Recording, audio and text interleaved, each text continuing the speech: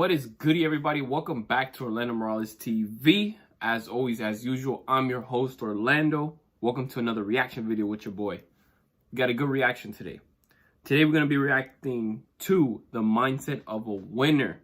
This is a Kobe Bryant championship advice. Kobe Bryant champion advice. Shout out to Kobe Bryant, man. R.I.P., dude. Like, an absolute legend of the game. Was a hero and role model to many people. Always had that Mamba mentality of never giving up, working hard. That's what's up, man. R.I.P. Kobe. If you're new to the channel, go ahead and smash that subscribe button. Join the network. Orlando Morales TV is good for you. Also, scroll down, hit the like button. Come on now, get it right. Also, turn on your post notifications so you'll be notified whenever I drop these videos. Without further ado, ladies and gentlemen, let's get into this reaction this beautiful Thursday morning. Hopefully this inspires you, motivates you, and encourages you. Let's get it. You really want me on the team. What's your approach to recruitment? You want first place, come play with me. You want second place, go somewhere else. Like, I would watch Magic play. I'd watch Michael play. And I would see them do these unbelievable things, and I'd say, you know, can I get to that level? I don't know, but let's find out.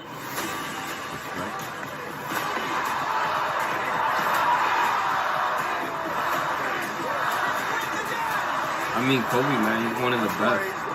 One of the best in the game. Everything was done to try to learn how to become a better basketball player. Everything. Everything. And so when you have that point of view, then literally the world becomes your library. Nice. To help you to become better at your craft. So because you know what you want, the world's giving you exactly the information you 100% need to become better at it. Because you know what you're looking for. So many guys tell stories about your work ethic. Yeah. What was really your work ethic like, and for how long did you stay disciplined? Well, I mean, every day. I mean, since for 20 years. I mean, it's an everyday process and trying to figure out strengths and weaknesses. For example, jumping ability. Man, my vertical was a 40. It wasn't a 46 or a 45. My hands are big, but they're not massive. Right, so you got to figure out ways to strengthen them so your hands are strong enough to be able to palm a ball and do the things that you need to do. Quickness, I was quick, but not insanely quick. I was fast, but not ridiculously fast. Right, so I had to rely on skill a lot more. I had to rely on angles a lot more. I had to study the game a lot more. And but I enjoyed it though. So like from the time I can remember when I started watching the game, I studied the game and it just never changed. It's a good separation for me, emotionally, to be able to put myself in a place where at practice or when I'm training or during games, I switch my mind to something else. I switch my mode into something else, right? For me, it's the equivalent of Maximus, Decimus, Meridius, and Gladiator picking up the dirt, smelling the dirt. It's go time. Right, so that was my mental switch. It was like an actor getting ready for a film. You gotta put yourself in that cage. When you're in that cage, you are that character. And when you leave there, it's something completely different. But when I'm in that cage, bro, don't touch me, don't talk to me. Just leave me alone. How did you get mentally and emotionally so strong where it doesn't bother you? Well, you got to look at the reality of the situation. Like for me, it's not, you kind of got to get over yourself. It's not about you, man. Like, okay, you feel embarrassed. You're not that important. Like, get over yourself. That's where you go. Get over yourself, right? Like you're worried about how people may perceive you and like you're walking around and it's embarrassing because you shot 5 air balls. Get over yourself, right? And then after that, it's okay, well, why did those air balls happen? Got it. High school, year before, we played 35 games, max, right? Week in between, spaced out, plenty of time to rest. In the NBA, it's back to back to back to back to back to back to back. I didn't have the legs. So you look at the shot, every shot was online. Every shot was online, but every shot was short. Right? I gotta get stronger. I gotta train differently. The weight training program that I'm doing, I gotta tailor it for an 82-game season so that when the playoffs come around, my legs are stronger and that ball gets there. So I look at it with rationale. And say, okay, well, the reason why I shot air balls is because my legs aren't there. I go, well, next year they'll be there. That was it. Done. Done. Were there some names that you looked at and says, these three guys are as crazy as I am? At the time, I deal with what I've referred to as Goat Mountain.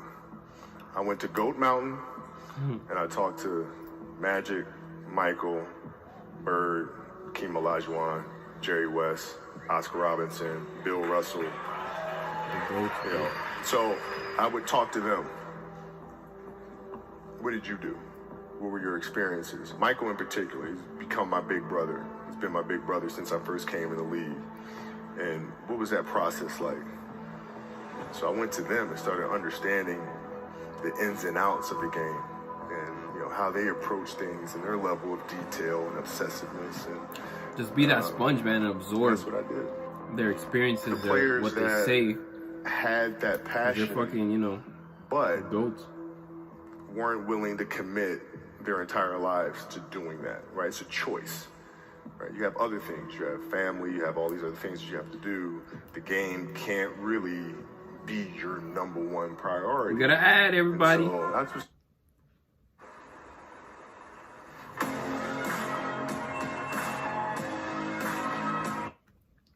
just looking at that like, man, this is gonna be fun. If I'm buddies with you from high school, if I'm a cousin of yours, what happened to our relationship? How did that gravitate when you went into the league and you're determined to become the greatest, or you're determined to become one of the greatest? What happens to our relationship? Oh, it suffers. It does suffer. Oh yeah. Okay. Yeah. And you understood that. You were okay with that. Oh yeah. And the people that love you, like friends and family, like they know that about you. Got it. So they let you be you. And when you reconvene, I respect that. you know, you pick back up where you left off. But make no mistake about it, everything in between is lost, right? So those long-term relationships, the commitment of time of, taking vacation. Like I see a lot of players take vacations with other players that are close friends. And or just take vacations, just to take vacations, or just hang out, just to hang out. Like I never did that. Why not though? Why didn't you do that? Well, because when I retire, I didn't want to have to say, I wish I would have done more. I don't want that. You know? You want to leave it all out on the court, man. You know, you got a lot of people paying their hard-earned money to come watch you perform. Perform. It's your job to be in shape. It's your job to be strong enough to perform at that level every single night. And as a competitor, I'm not ducking shit. Like, it's not, oh my God, my back hurts, I'm sore, we got to play Vince Carter and Toronto Raptors tonight. We actually had this happen. We had a game against Toronto in 2000, and Vince was tearing the league up. My back was jacked. But like the perception of that, like what? Kobe's missing the game against Toronto, Vince Carter, because man, my back was really spasming. But people will be like, what? Oh, he's ducking Vince. Excuse me? No, I don't think so. So I would be in the layup line like, okay, there's a lot of days where, you know, you can rest and recover. Today ain't one of them. Your back can bother you any other day. That ain't bothering me today. He gonna have to see me today. Yeah. Oh man. Yeah. If you're looking at a big investments you got to make, what is the decision-making process there? Do you call? Is there first you do your own research? You take this much time. You call an advisor. Is there a system you follow? It's pretty simple for me. It's do you understand the business? Is it a business that you can help in some form or fashion? What are the barriers to entry to that business? And then the entrepreneurs themselves, the company itself, right? Do they have a culture that you believe is sustainable? Are these leaders people that you believe in? Are they people that are obsessives? And in turn, have they created a culture of obsessiveness? So I tend to look at those four factors, and that's it. That's big right there, by the way. I don't know if you guys caught that right there. That's pretty massive right there. Same determination. What's your current work schedule look like today? It's different because I personally am not writing every word of the novels. I am not animating the the films. What I have to do now is make sure that the people that we bring in, these obsessives that we bring in, are challenging themselves to do the best job that they think they can do. That's what I'm there for, is for them to constantly look in the mirror and self-assess and challenge themselves. If we have a project and you're saying, okay, I can do that, that's not the project we want. The projects that say, I don't know if I can animate that. I don't know how to write that story. I don't know how to do that. Those are the things we want, because through that curiosity, you'll reach a level that you didn't think was possible. And so running the studio, that's what I'm doing.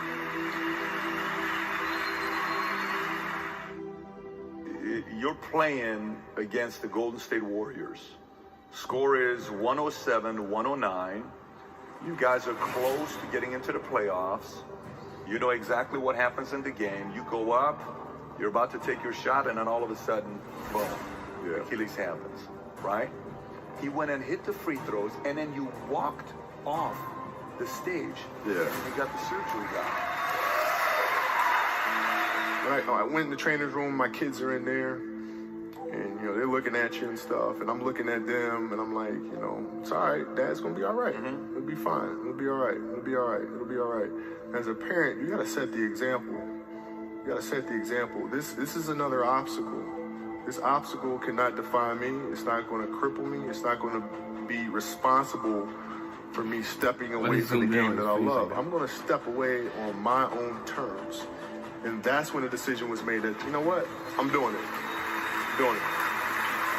You'll take a beast, yeah.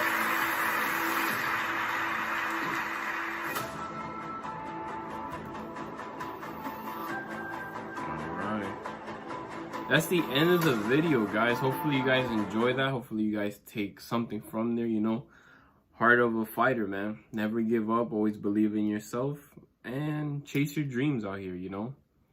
We're not meant to be living lives that we don't want to. We don't have to be complacent with where we are in life. Like, your life is your movie, and you are the main star of your life. So live it as much as you can. America, baby. That's the end of the video. Hopefully you guys enjoyed that. I love you guys. I'll catch you in the next reaction video. Deuces.